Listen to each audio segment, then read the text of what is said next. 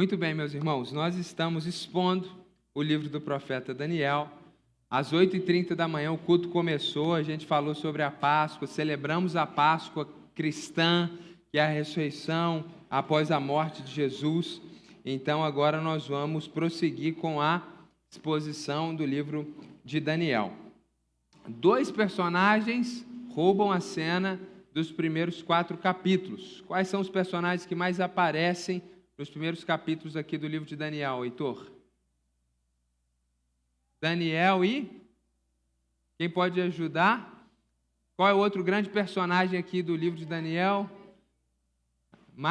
Que aparece mais do que Sadraque, Mesaque e Abednego?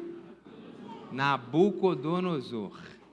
O rei Nabucodonosor e Daniel são os principais personagens desses primeiros 4 capítulos do livro de profeta Daniel. E aqui eles estarão bem ativos e presentes nesse capítulo 4 que nós leremos hoje, com a graça de Deus. Inclusive, é a última aparição de Nabucodonosor no livro. Então, no capítulo 1, Daniel é apresentado como aquele jovem, talvez até adolescente, exilado, escravo de guerra, que recebe uma oportunidade na Babilônia para participar de um curso de 1 ano, para ser aculturado na cultura, na religião e nas questões babilônicas, e depois, se aprovado nesse curso, ter a oportunidade de ter um emprego público e trabalhar como conselheiro do rei Nabucodonosor. O que parecia uma grande oportunidade para aquele jovem exilado, escravizado, era, na verdade, uma grande prova da sua fé, uma vez que ele tinha que participar de uma dieta que era a mesma dieta, participava dos mesmos banquetes que o rei Nabucodonosor. E ele, como judeu, tinha uma dieta sagrada, ele não podia comer qualquer coisa. Como nós cristãos, estamos liberados a comer qualquer coisa se damos graças a Deus. Naquele tempo, os judeus tinham uma dieta muito restrita e ele, então, tem a sua fé testada. Ele, então, é fiel a Deus, não abre mão dos seus princípios e aquilo que poderia se tornar um problema, na verdade, se transforma numa grande oportunidade de Deus ser glorificado.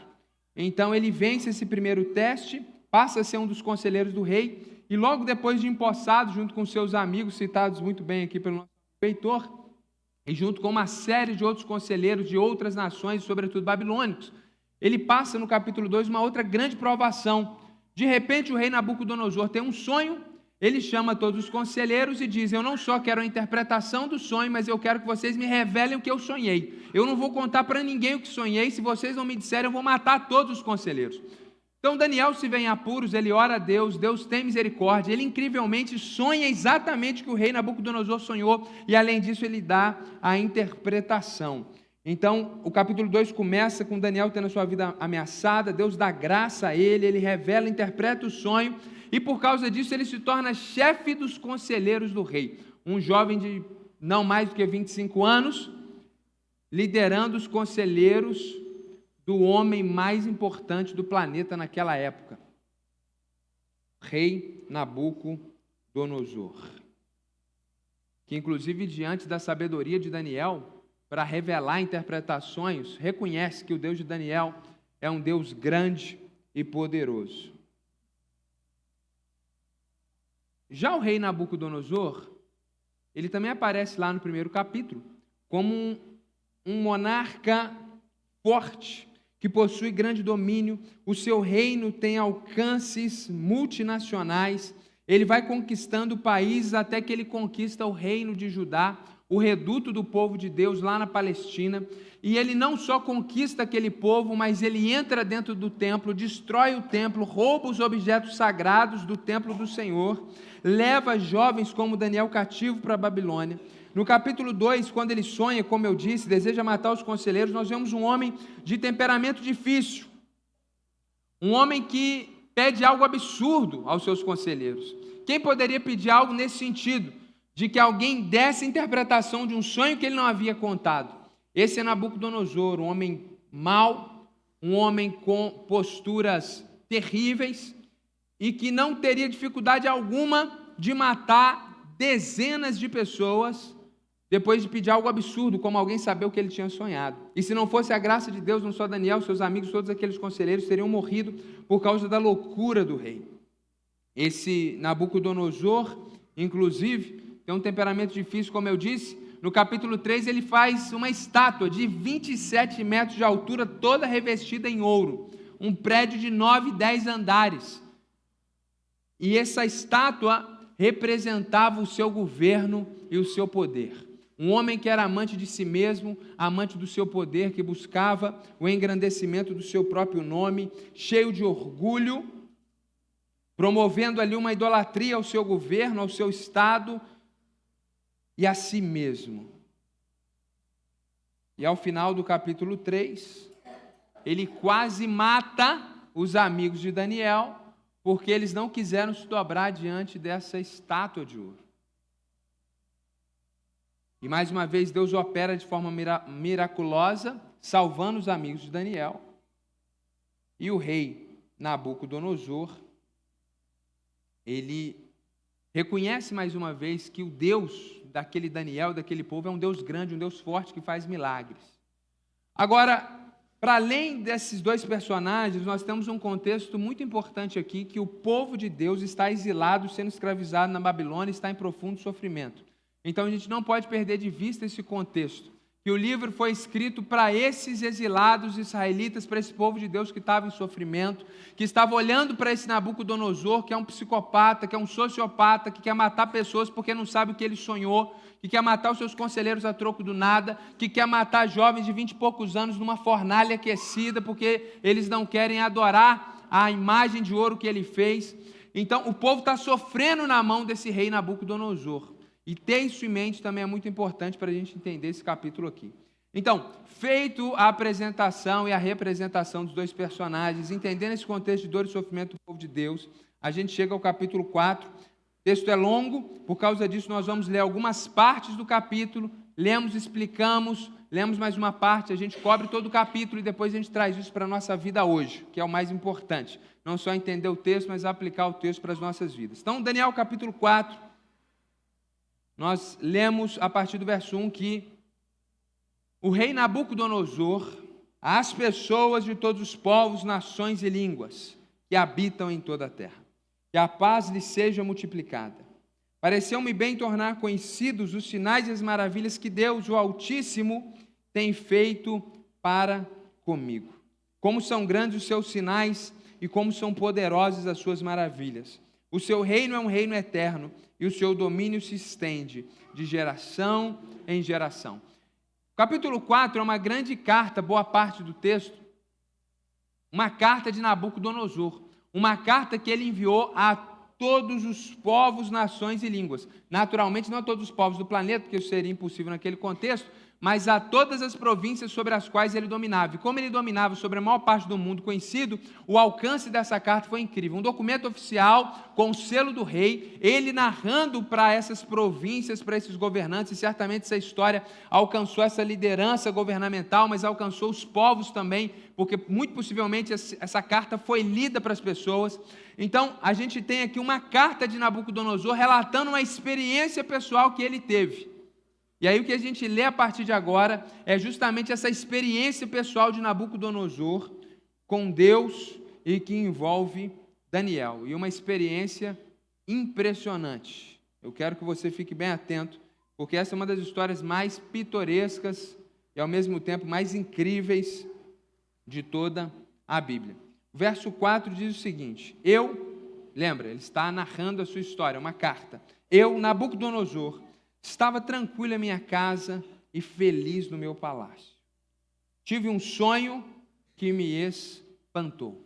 Então ele estava no auge do seu governo, é um homem cheio de poder e glória, é um homem com traços psíquicos complexos, ele não tem dificuldade de mandar matar pessoas, é um homem que pede coisas inusitadas que ninguém tinha pedido, é um homem com muito poder e ele está em paz, tranquilo, não é um período de guerra, ele está reinando no seu palácio em prosperidade, em felicidade, mas ele teve um sonho.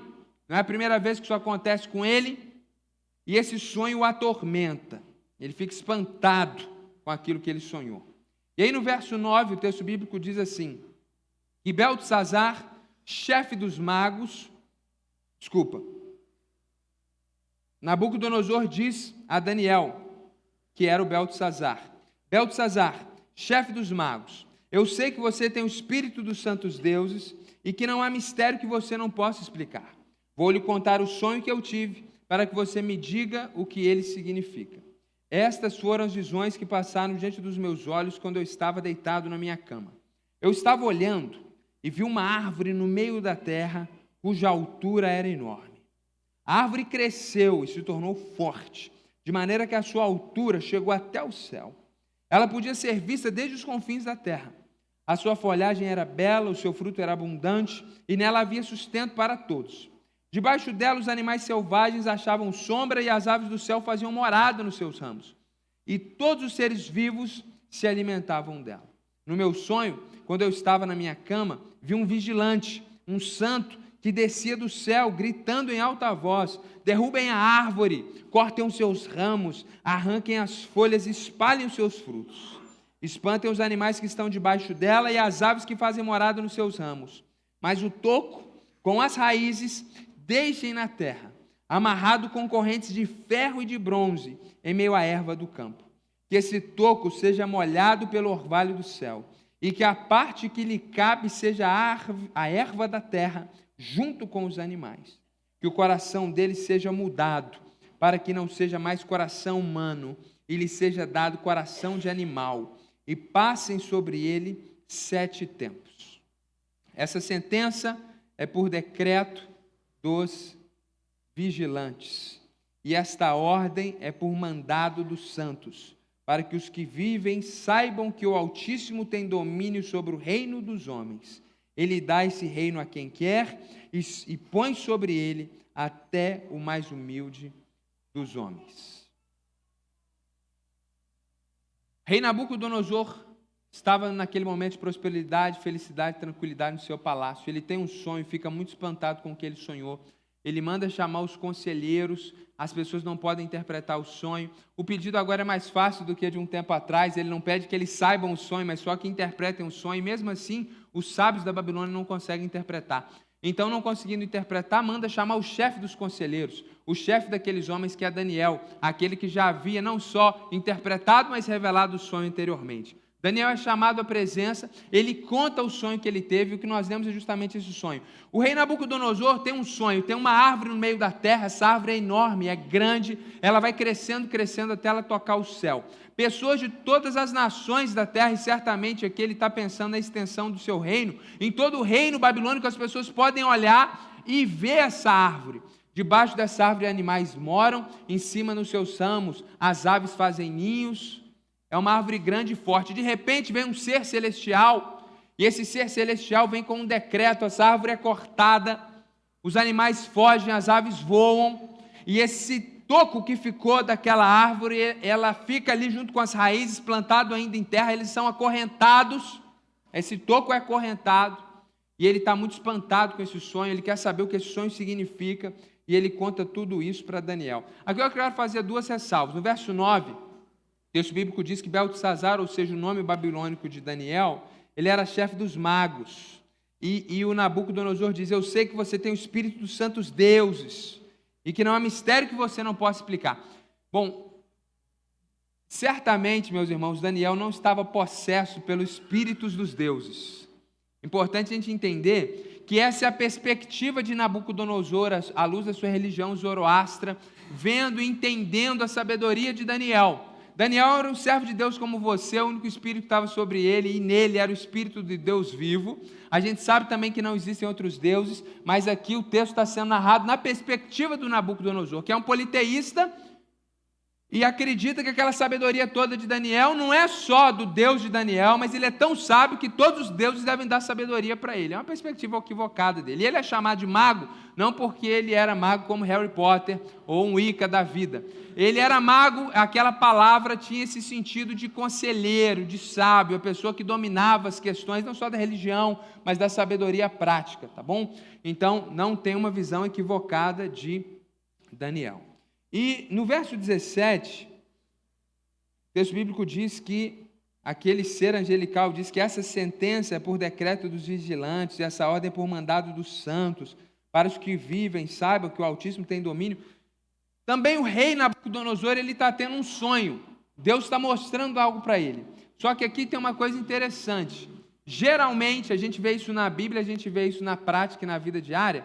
Deus, quando quer falar com alguém em sonho, Deus usa os símbolos que a pessoa conhece, que a pessoa domina.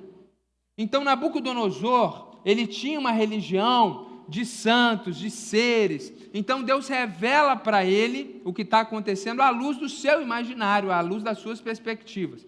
Então, a gente não tem que ficar preocupado aqui tentando entender quem são esses santos, quem são esses vigilantes, do que o texto está falando, uma categoria. Não é categoria nenhuma. Isso é só o imaginário de Nabucodonosor, e esses seres aqui representam um mensageiro da parte de Deus que traz um decreto de juízo contra aquela árvore.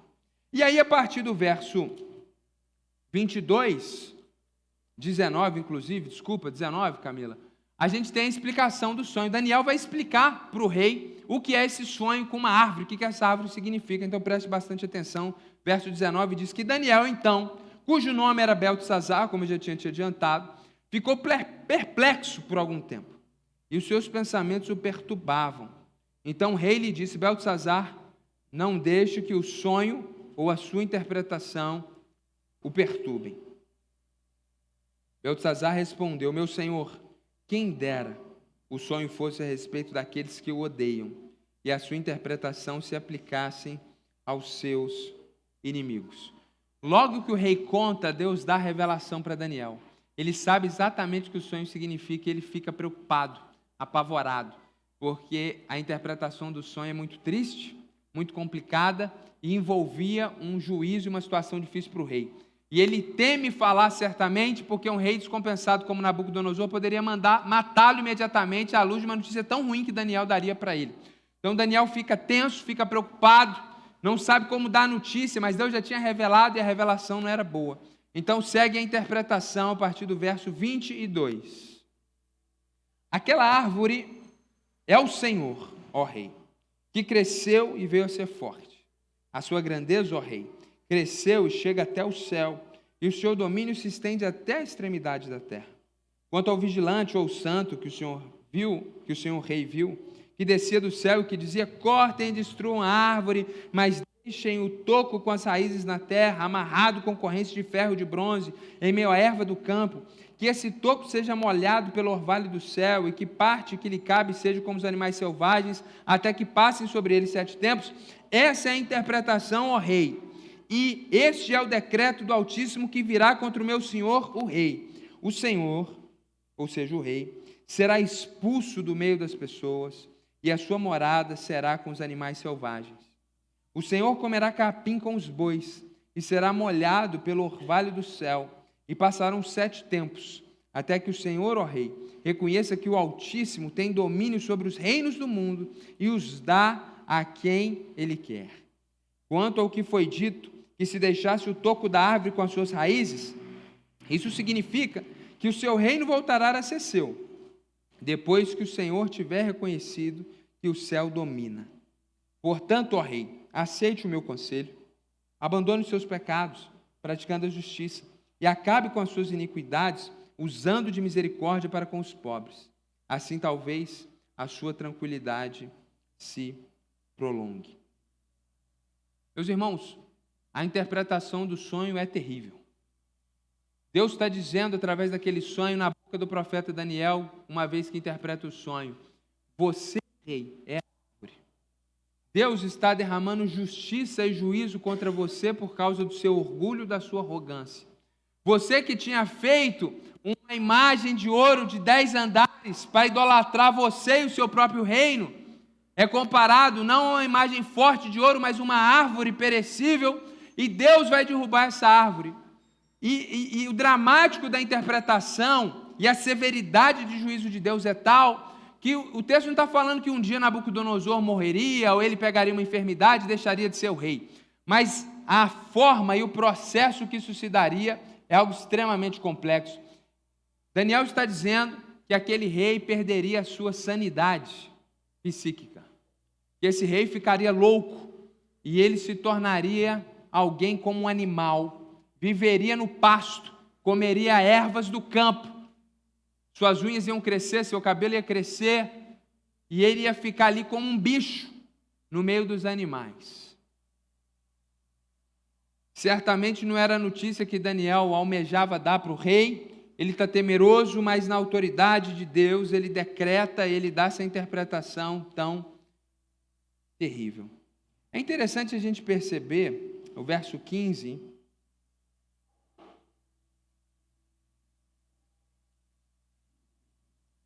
que diz o seguinte: mas o toco com as raízes deixem na terra, amarrado com correntes de ferro e de bronze, em meio à erva do campo. Aqui, nós temos um toco de árvore com raízes que representa o rei Nabucodonosor. Ele está preso na terra, no barro. Ele está acorrentado com ferro e com bronze. Isso aqui é interessante a gente se lembrar que a imagem que ele tinha construído para a glória do seu próprio nome, do seu reino, era uma estátua de 27 metros de ouro puro. Então aqui há um simbolismo nisso, onde Deus está dizendo: você que se sente enorme, o seu reino que para você é como uma estátua de 30 metros de ouro, na verdade, você é bem pequenininho, como um toco de árvore. E você não tem nada de ouro, você está amarrado com ferro, com bronze e no meio da lama. Então não é à toa que esses símbolos aparecem aqui. Inclusive, ferro, barro e bronze são materiais do primeiro sonho que ele tinha tido, que apontavam para reinos inferiores do dele. Então Deus está dizendo para ele: você se acha poderosíssimo, cheio de glória, de poder, autoridade, intocável, altíssimo, acha que o seu nome vai tocar o céu e é mais alto do que o meu? Eu mostro para você quem você é pó.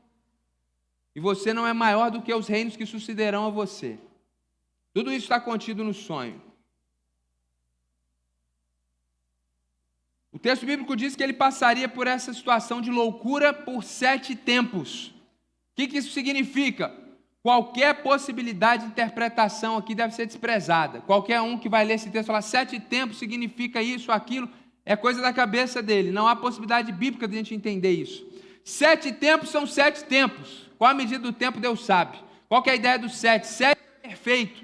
Então Deus está dizendo o seguinte: você não vai ficar louco por acaso e por uma medicina humana ou por uma questão pessoal, você vai voltar à sanidade. Deus está dizendo para ele: você vai ficar louco o tempo que eu determinei. E o 7 representa esse período de plenitude, de completude e de perfeição, dizendo, Deus está dizendo: você sofrerá esse juízo o tempo que eu já tenho determinado. Essa é a ideia dos 7 tempos. E não necessariamente um período cronológico efetivo. Deus sabe quanto tempo foi isso. O sonho não se cumpre imediatamente. Nabucodonosor não cai ali e começa a rugir como um animal. Pelo contrário, o tempo passa. E aí eu quero mostrar para você o cumprimento desse sonho, verso 29. Passados 12 meses, Nabucodonosor certamente passa os primeiros dias, eu imagino ele impactado com aquilo, sabendo que aquilo ia acontecer, porque Daniel é um homem de Deus. Daniel já tinha interpretado um sonho que ele não tinha nem contado para as pessoas. Ele sabe que aquilo que Daniel fala se cumpre, porque Daniel é de fato profeta.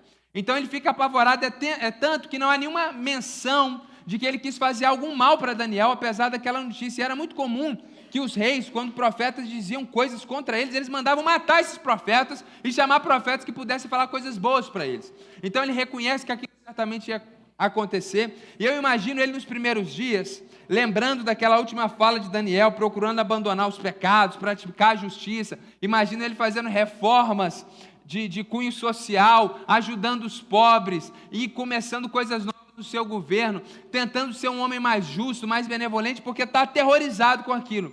Só que o tempo vai passando e aquela mudança exterior não vai se confirmando e o coração mau de Nabucodonosor vai aflorando. E o texto bíblico diz que depois de 12 meses, 1 ano se passou, ele quase esqueceu esse sonho, ele estava passeando no terraço do palácio real da cidade da Babilônia. Ele está no seu palácio e ele diz: não é esta grande Babilônia que eu construí para a casa real, com meu grandioso poder e para a glória da minha majestade? Ele olha para tudo que ele tem no seu terraço, no palácio, e ele se vangloria. Ele diz: olha tudo isso que eu construí para a grandeza do meu nome, para a minha glória. E aí ele é tomado pelo seu orgulho, pela sua arrogância, pela sua vaidade, quando ele olha para aquilo tudo. E enquanto o rei, verso 31, ainda falava, veio uma voz do céu que disse: a você, rei Nabucodonosor, se anuncia o seguinte: este reino lhe foi tirado. Você será expulso do meio das pessoas, e a sua morada será com os animais selvagens.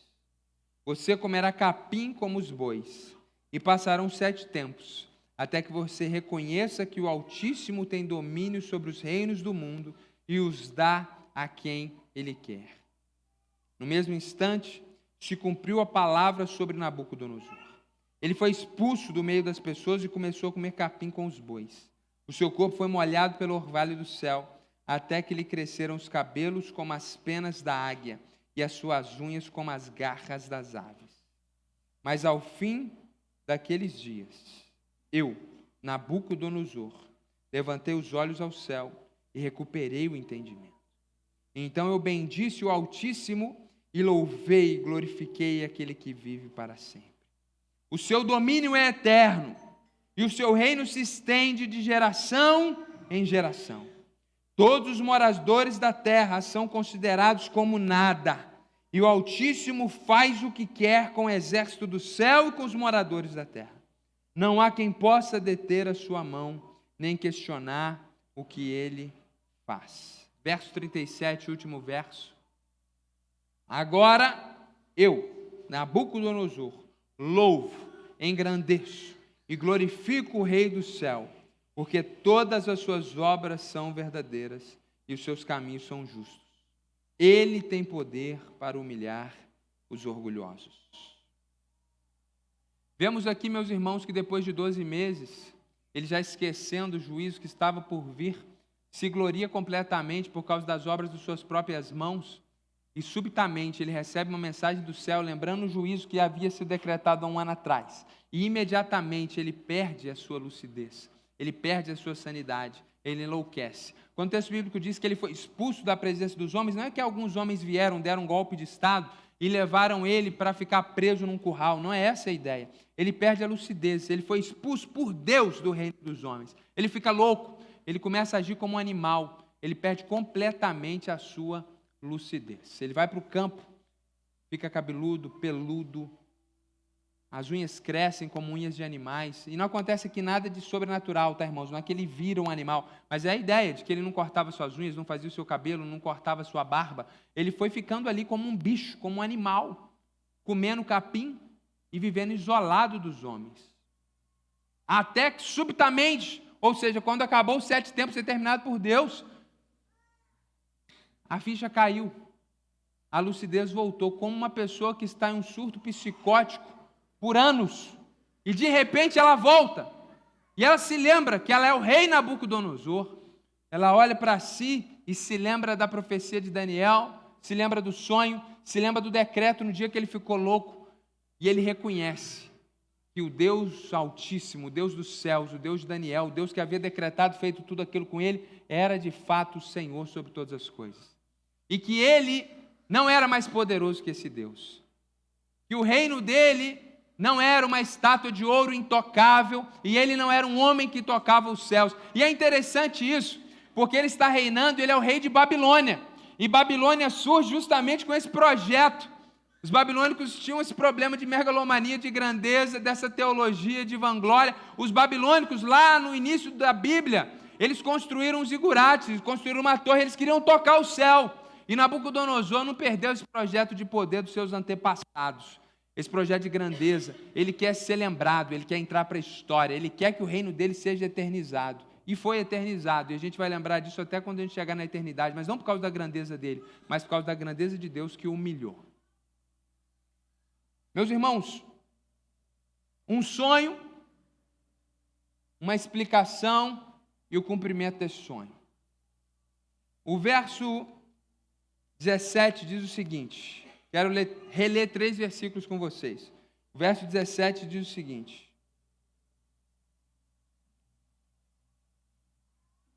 Esta sentença é por decreto dos vigilantes, e esta ordem é por mandado dos santos, para que os que vivem saibam que o Altíssimo tem domínio sobre o reino dos homens. Ele dá esse reino a quem quer e põe sobre ele até o mais humilde dos homens. Verso 25 diz o seguinte: o Senhor será expulso do meio das pessoas, e a sua morada será com os animais selvagens, e o Senhor comerá capim como os bois, e será molhado pelo orvalho do céu, e passarão 7 tempos, até que o Senhor, ó Rei, reconheça que o Altíssimo tem domínio sobre os reinos do mundo, e os dá a quem Ele quer. Verso 32. Você será expulso no meio das pessoas, agora a voz que vem do céu em consonância com o que ele tinha ouvido no sonho. No finalzinho do 32, até que você reconheça que o Altíssimo tem domínio sobre os reinos do mundo e os dá a quem Ele quer. Essa é a grande ideia do livro. A frase aparece 3 vezes. Essa é a grande lição para aquele povo e a grande lição para nós. Traduzindo aqui na nossa linguagem de hoje, a grande ideia desse texto é que o Senhor Deus é soberano sobre os países, sobre as autoridades do mundo, e as dá a quem Ele quer.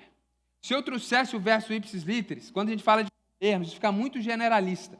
Nós temos que entender que o texto está falando aqui de reinos, porque naquele tempo nós não tínhamos democracias. A democracia grega ainda não tinha surgido nesse período, inclusive. O mundo era feito de monarcas e reinos, então é por isso que ele está falando nesses termos. Mas se esse texto fosse escrito no dia de hoje, e ele tivesse visitado um presidente de uma democracia atual, certamente o texto falaria disso, sobre países, sobre governantes, presidentes, autoridades do mundo. Essa é a grande ideia do texto, que Deus ele é soberano sobre os países, inclusive sobre as democracias modernas, e Ele dá autoridade e coloca no governo e remove do governo quem Ele quer. Essa é a grande ideia do texto. E, meus irmãos, a primeira grande aplicação aqui é quando nós lembramos de que o povo de Israel estava sofrendo. E eles pensavam, Deus colocou Daniel como conselheiro do rei, Deus colocou Cedraque, Mesaque e Abednego para administrar a província. O nosso povo, o povo de Deus, tem sido colocado por Deus em lugares estratégicos. Mas quem pode nos livrar desse cativeiro? Nós continuamos sendo escravizados. E talvez havia até um ressentimento desse povo contra Daniel, talvez, porque eles queriam estar no lugar de Daniel e ser privilegiado, mas aquele povo está ali, em lugares muitas vezes subalternos, passando situações difíceis, escravizados e exilados na Babilônia, e temendo Nabucodonosor, que por outras vezes na história deu glória a Deus, mas no fim o seu coração estava distante de Deus e ele queria engrandecer o seu nome, o seu governo e buscar a glória própria. Então Nabucodonosor era um rei perverso e o povo temia esse rei, de forma que aquele povo estava em profundo sofrimento e certamente estavam orando. Até quando, Deus? Nós vamos sofrer na mão de Nabucodonosor? Eu imagino aquele povo fazendo as orações imprecatórias dos salmos. Senhor, destrói nossos inimigos. Onde está a parte do Salmo 23? O Senhor vai ungir nossa cabeça na presença dos seus inimigos. Esse rei destruiu o templo do Senhor. Esse rei roubou a arca da aliança onde o Senhor se manifestava. O Senhor não vai fazer nada. Esse era o sofrimento latente do povo. E quando tudo isso acontece, eles aprendem essa lição, que o rei Nabucodonosor não é maior do que o Deus de Israel. Que quando eles foram exilados na Babilônia, não é porque o Deus de Israel perdeu para Nabucodonosor, é porque Deus quis disciplinar o povo e mandá-lo para a Babilônia. Mas quando Deus quer humilhar o rei da Babilônia, Ele também é poderoso para fazer. Então, ali uma mensagem de esperança para aquele povo.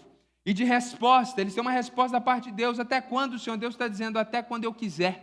Inclusive, eu vou tirá-lo de circulação por 7 tempos, mas eu vou voltar, porque os 70 anos que vocês vão sofrer ainda não acabaram.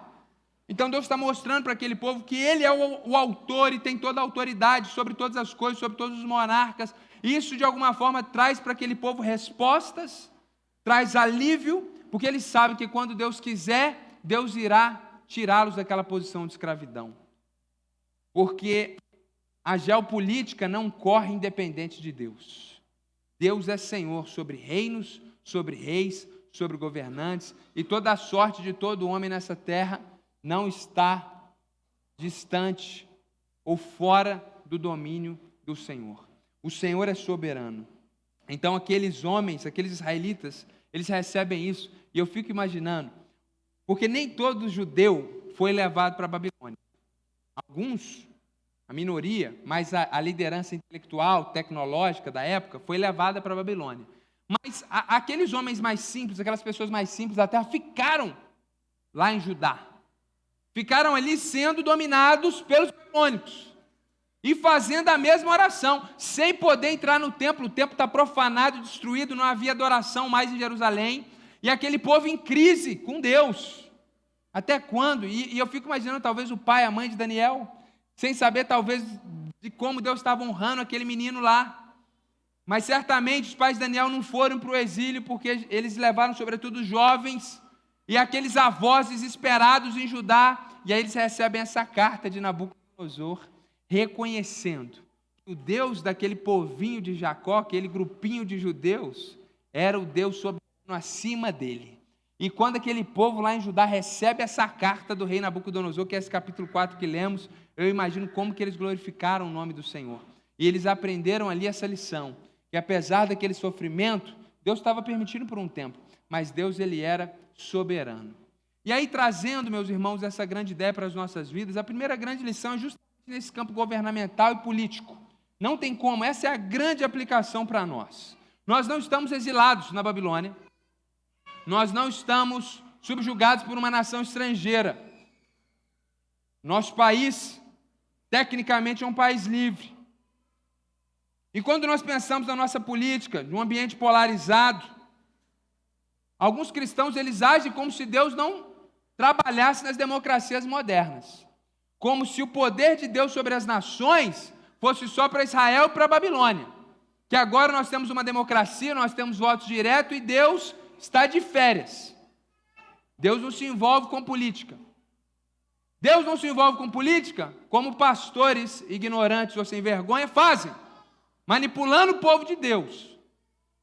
Mas Deus é o Senhor da política, porque Ele põe no governo quem Ele quer e Ele tira do jeito que Ele quer.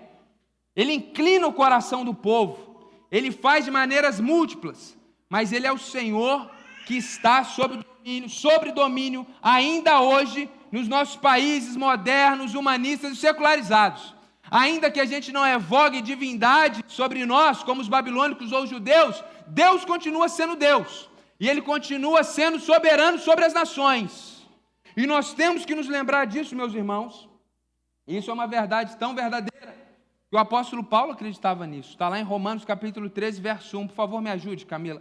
Romanos capítulo 13, verso 1. O apóstolo Paulo, no Novo Testamento, sofrendo sim escravidão sobre o Império Romano, subjugação, sendo um reino vassalo. No Novo Testamento, na Nova Aliança, o apóstolo Paulo vai declarar essa grande verdade, que todos os crentes estejam sujeitos às autoridades superiores, aos governantes, porque não há autoridade que não proceda de Deus, e as autoridades que existem foram por eles instituídas. Então nós precisamos reconhecer que Deus é soberano sobre os governos, sobre o nosso país. E as pessoas ficam, meus irmãos, me desculpem, eu não quero ofender ninguém, eu sei que é na simplicidade, no bom desejo dos irmãos, declarando, vamos declarar que o Brasil é do Senhor Jesus. Primeiro, declarar não muda nada no planeta. Declarar não muda nada no planeta. Me prova na Bíblia que declarar alguma coisa muda alguma coisa. Eu declaro que eu vou dirigir um Tesla. Hoje meu amigo lá do Oriente, fez um story dirigindo um Tesla, acelerando naquela avenida nossa lá da Jordânia, acelerando no Tesla, bateu 180. Eu mandei para ele, falei, Habib, como que eu preciso te visitar aí? Ele falou, visita que nós vamos andar de Tesla. E eu fiquei pensando, eu podia ter o poder de declarar, o poder dos magos, declarar e acontecer. Isso não existe. Outra coisa, o Brasil, ele não vai ser nunca do Senhor Jesus, porque a Bíblia diz que o mundo jaz no maligno. Então, efetivamente, todas as nações do planeta Terra estão debaixo da operação de Satanás. E graças a Deus que ele está amarrado durante esses 1000 anos, porque se não fora isso, as trevas seriam muito piores, o poder dele é limitado ainda. No entanto, o Brasil, não só o Brasil, mas o Irã, Arábia Saudita, Coreia do Norte, todas elas são do Senhor Jesus, porque ao mesmo tempo a Bíblia diz que do Senhor é a terra e a sua plenitude, e Ele é soberano sobre os países da terra. Então você não precisa ficar declarando nada, porque a verdade é a seguinte: Deus, independente do que você pensa, do que você sente, qual que é o seu voto, qual que é a sua fé, Ele é quem manda nisso aqui tudo. Ele que manda no país. E para ser claro, Ele colocou o Bolsonaro, tirou o Bolsonaro, colocou o Lula e vai tirar o Lula, porque Lula não é Jesus Cristo para reinar eternamente. E sem juízo de valor na minha fala, isso é fato. Deus é o Senhor da nação, Deus é o Senhor do mundo, não porque o Estado é evangélico, porque Ele é soberano sobre todas as coisas. E assim como Deus colocou uma linhagem de Davi, um período lá em Israel, mas depois tira essa linhagem de Davi e manda juízo contra o povo, é assim que funciona hoje. Deus põe governantes para nos abençoar e tem hora que põe governantes para nos afligir. Porque Deus, como um bom pai, sabe dar coisas boas aos seus filhos e sabe dar palmadinha também no popô de filho desobediente. E a igreja brasileira, inclusive, meus irmãos, quanta disciplina a gente está precisando. A igreja brasileira ela é muito corrupta. A igreja brasileira é terrível. A gente é pior do que Corinto. Essa geração nossa é a geração de Laodiceia. Jesus está à porta da maior parte das igrejas, batendo na porta e pedindo para ter um espaço no culto, porque Jesus foi colocado para fora. Meus irmãos, nós não podemos nos esquecer disso. Ora, nós teremos Davi, ora nós teremos Saul. Ora Nabucodonosor vai governar sobre nós, ora ele vai pastar. Deus é soberano sobre todas essas coisas. O diabo não tem poder todo como vocês pensam, talvez. Ah não, esse governante aí foi por causa que ele é daquela religião, porque é do diabo. Meus irmãos, pelo amor de Deus. Pelo amor de Deus. Deus é soberano sobre o diabo. Tem gente que acha que Deus perdeu a guerra. Está igual o povo de Israel lá atrás, achando que Deus perdeu a guerra, que é o diabo que ganhou, pelo amor de Deus. Isso aqui já está escrito há 2.500 anos atrás, já era para a gente ter entendido isso. Deus é que é soberano sobre todas as coisas. Agora, cuidado, não é porque Deus é soberano que Ele está aprovando determinado governo. Como Ele colocou Nabucodonosor para disciplinar o povo de Israel, mas Ele nunca aprovou Nabucodonosor, inclusive disciplina Nabucodonosor. Então nós precisamos ter essa tranquilidade. E sim, é óbvio que você tem que votar corretamente, com sabedoria. É óbvio que quando as coisas estão erradas a gente tem que protestar. Eu não estou falando para você não fazer isso, em nenhum momento saiu da minha boca. Em nenhum momento. É óbvio que nós temos que ser cidadãos ativos. É óbvio que enquanto o reino de Deus não se manifestar plenamente, a gente vive no reino da terra e faz a nossa parte. É óbvio. É óbvio que a gente tem que dizer para as pessoas que determinados governantes são mais perversos do que outros. É óbvio que a gente tem que ter essa atuação efetiva na sociedade. Nós não estamos indo contra isso. Nós estamos indo contra essa ideia que permanece no coração de muitas pessoas, que Deus não é soberano. Pelo menos as pessoas falam isso, mas agem como se não existisse. Nós precisamos parar de cometer idolatria política, idolatria governamental. Nós precisamos reconhecer essa soberania de Deus.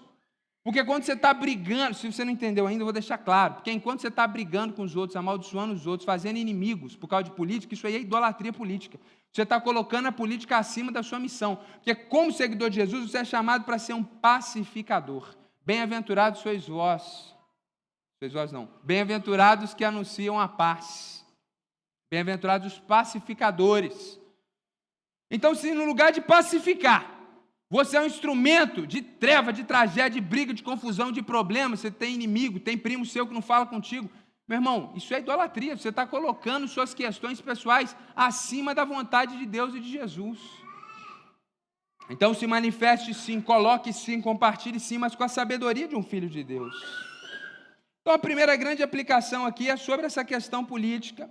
E aí uma segunda aplicação já secundária, mais verdadeira ainda e aceitável dentro do texto, é que se Deus é soberano até sobre Nabucodonosor e sobre os reinos, governantes e homens importantes do mundo, quem dirá o tamanho do poder de Deus na minha vida que sou um nada? Se Ele é poderoso e domina sobre homens fortes, imagina a gente que é pequenininho. Meus irmãos, não se esqueçam disso. Deus é soberano sobre a sua vida. Isso significa muitas coisas, para um lado e para o outro. Significa que a gente não deveria viver com medo do futuro. porque o que Deus tem para nós ninguém tira. Significa que a gente pode viver em paz diante de uma enfermidade, porque não é o médico, a medicina, uma enfermidade que determina os 7 tempos da nossa vida. Os 7 tempos da nossa vida, o tempo que a gente vai viver nessa terra é determinado por Deus. Significa também que coisas ruins vão acontecer e não necessariamente é o diabo. Coisas ruins vão acontecer porque esse Deus soberano sobre nossas vidas quer dar uma disciplinadinha na gente. Tem hora que a gente precisa. Então Ele permite. E tem hora que Ele faz. Tem gente que tem dificuldade com isso, mas é fato. Algumas coisas acontecem, não, Deus permite. Tem hora que Ele permitiu, tem hora que Ele mesmo fez. Que é mal moral, Deus não faz. Mas disciplina não é mal. Disciplina é bem. É mal para quem recebe. Para filho pequeno, birrento, que briga, bate porta. Agora, para quem é espiritual, entende. Para quem é maduro, entende. Meu pai está me corrigindo porque ele me ama, porque ele quer o meu bem. E é assim que o cristão tem que agir diante dessa soberania de Deus. Quanto mais sobre as nossas vidas, se é soberano sobre governos e reinos, quanto mais sobre as nossas vidas, meus irmãos. Deus, Ele é soberano. A gente deveria viver uma vida tranquila em relação a essa verdade. Isso é uma coisa interessante, que os muçulmanos entendem melhor que os cristãos. Os muçulmanos, apesar de não conhecerem o Deus verdadeiro, eles conhecem esse aspecto da soberania bem. E dificilmente você vê um muçulmano desesperado em algumas situações, como nós vemos alguns cristãos, porque eles acreditam que o Deus deles é soberano sobre a vida deles. Inclusive, eu me lembro de algumas vezes estar diante de pessoas com câncer terminal e essas pessoas muçulmanas dizer: o médico falou que eu vou morrer, mas é Deus que comanda tudo. E isso até, às vezes, levando eles até uma irresponsabilidade. Às vezes, não vou fazer esse tratamento não, porque quem está no controle da minha vida é Deus. Isso é um pouco assombroso. É um pouco assombroso, porque muitos cristãos, diante da unha encravada, ele está ouvindo o conselho da mulher de Jó, amaldiçoando a Deus e pedindo a morte. Então, nós podemos descansar, meus irmãos, na soberania de Deus. E uma aplicação terciária, ainda digna e aceitável nesse texto: o orgulho de Nabucodonosor. O orgulho de Nabucodonosor. A verdade, meus irmãos, vou contar um segredo para você. Dentro de você, lá no fundo, existe um Nabucodonosor. Existe uma Nabucodonosora. C.S. Lewis falou um negócio fantástico. C.S. Lewis falou assim: depois que o crente vencer todos os seus pecados e for o homem mais espiritual do mundo, ele vai cair no pecado do orgulho. Ele vai dizer: olha como é que eu sou espiritual. Isso é a maior verdade. Ele e outros reformadores acreditavam nisso, que essa é a raiz do pecado. Lá de Adão e Eva, eles dizem: o quê? Eu vou comer do fruto sim, eu quero ser igual a Deus. E esse é o pecado, inclusive, que derrubou Satanás. E, meus irmãos, Provérbios diz isso: a soberba precede a ruína. E a verdade é que todo mundo sabe que a soberba precede a ruína. Só que, como Nabucodonosor, avisado do que estava por vir, a gente melhora por um tempo. Mas é só Deus prosperar a gente um pouquinho que a gente começa a se sentir melhor que o outro.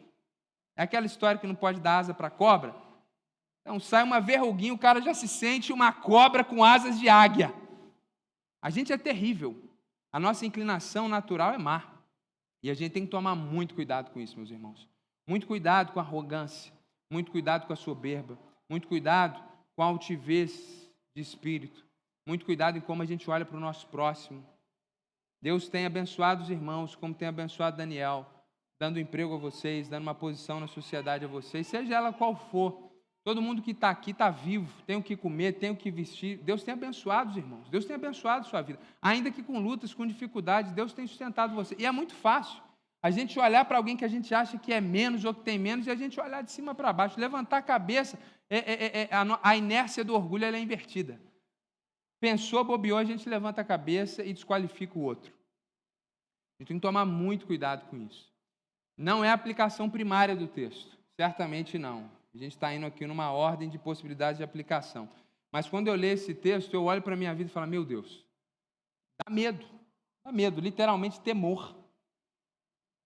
Em que eu sou melhor que Nabucodonosor? Por que Deus não pode me disciplinar? Por que eu não poderia ser disciplinado por Deus? Então, isso deve gerar em nós tremor. E por fim, meus irmãos, verso 17, que diz o seguinte: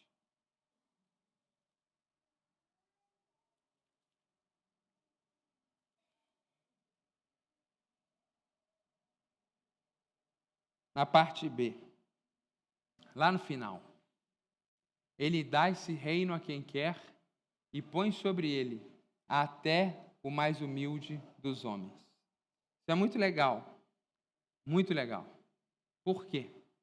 Em nenhum outro momento do livro a gente tem essa ideia do mais humilde dos homens. Só uma coisa que está aqui só nesse verso. E é uma grande verdade espiritual que ele está dizendo. O decreto de Deus. Olha, Deus é poderoso, soberano, para tirar Nabucodonosor e para colocar no reinado sobre a Babilônia o homem que talvez ninguém jamais imaginasse que seria colocado ali. Deus fez isso quando escolheu Saul, estava cuidando de jumenta perdida. Deus fez isso quando escolheu Davi, até esquecido pelo seu pai. Que tragédia!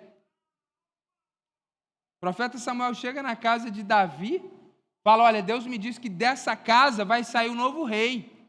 E aí o pai, Jessé, manda chamar os filhos, 7 filhos dele. E acabou. Deus não falou, não é possível. Aí alguém, não, mas tem outro filho lá. Não, tem um outro filho lá. O cara estava esquecido. E Deus tirou ele. Outro adolescente cuidando de ovelha. E o profeta Eliseu, então?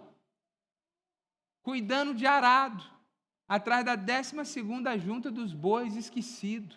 E Deus vai lá e escolheu ele. Deus tem feito isso. Deus tem feito isso. Inclusive há cânticos bíblicos que dizem isso. Ele levanta do muturo necessitado e os faz assentar entre os príncipes da terra. Agora, meus irmãos, é interessante, porque Nabucodonosor é o rei do mundo da época. E o profeta Daniel está dando uma pista de algo que vai acontecer muitos anos depois. Ele está dando uma pista de que, olha, Nabucodonosor, o seu reino é muito grande, Deus é poderoso para tirar você, Ele é poderoso para colocar rei sobre o mundo, o mais humilde dos homens. E não teve nessa terra homem mais humilde do que o nosso Senhor Jesus. Carpinteiro de ofício, nascido em Belém, mas criado na Galileia, pobre, vivia de casa alugada, vivia do que davam para ele comer, verdadeiramente humilde, humilde monetariamente, humilde de coração. Ele disse: aprendei de mim que sou manso e humilde de coração. O mais humilde, o homem que mais sofreu, o homem mais desprezado, o homem mais odiado no seu tempo, depois de todo o bem que ele fez. Deus não é poderoso para honrar esse homem. Deus honrou esse homem.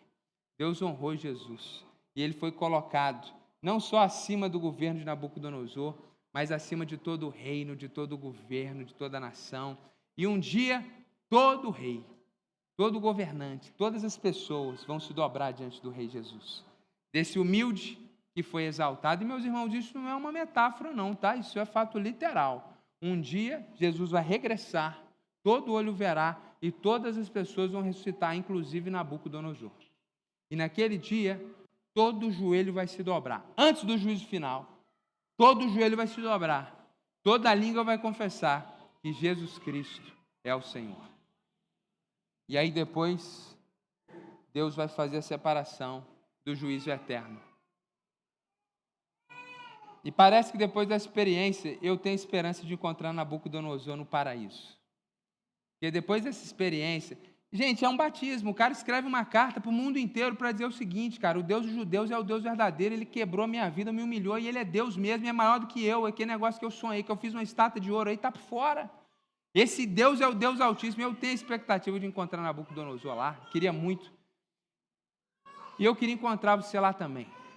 Queria que a gente fosse para o céu junto. Porque, afinal de contas, é por isso que existe a Páscoa. A Páscoa é para isso. A Páscoa representa isso, Jesus morrendo no nosso pecado, no nosso lugar, e ressuscitando no terceiro dia. Para quê? Para salvar a gente. Então, você que está aqui e sabe, não, Deus deve ser soberano mesmo, eu concordo com o pastor, mas quando você olha para a sua vida, Deus é soberano sobre a sua vida, você deixa Jesus ser o Senhor da sua vida, esse humilde que foi exaltado e tem um nome sobre acima de todo nome, Senhor Jesus, Ele é o Senhor da sua vida efetivamente, Ele é o dono da sua vida efetivamente. Se você está aqui hoje, nessa manhã, nesse domingo de Páscoa, veio aqui celebrar a ressurreição, e Jesus ainda não ressuscitou de fato na sua vida, você sabe e acredita nisso como uma coisa racional, mas no seu coração Ele não é o dono e o Senhor da sua vida, essa é a sua chance, é a sua oportunidade de entregar a sua vida a Cristo. De Páscoa não ser só algo que você comemora anualmente, mas esse Jesus ressurreto ser o Senhor da sua vida e você se relacionar com Ele dia após dia. Queria orar nesse momento, se você puder abaixar sua cabeça, ter um tempo de oração. Quero orar por você.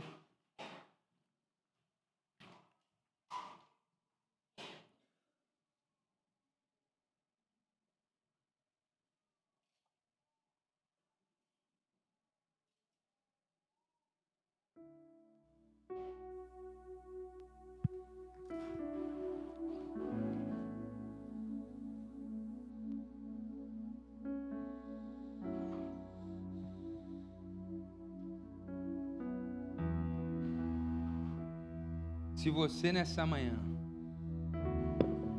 quer entregar a sua vida a esse humilde que teve uma morte de cruz e ressuscitou ao terceiro dia e foi exaltado e possui o nome acima de todo nome, faça uma oração agora onde você está. Entregue sua vida a Deus. Entregue sua vida a Jesus. Isso não significa que você vai virar um pastor, uma missionária. Isso significa que Jesus vai ser o dono da sua vida a partir de agora. Não só de direito, mas de fato. Você quer se entregar. Você quer se relacionar com esse Jesus que não está morto, mas está vivo e ressuscitou. Reconheça como Nabucodonosor reconheceu que Ele é o Senhor sobre a sua vida. Peça perdão dos seus pecados. Abandone a sua arrogância, suas ideias, seus pensamentos. Eu tenho a minha religião, eu tenho minhas impressões, eu tenho as minhas ideias. Não acho que é bem assim. Abandone seu orgulho, abandone sua arrogância.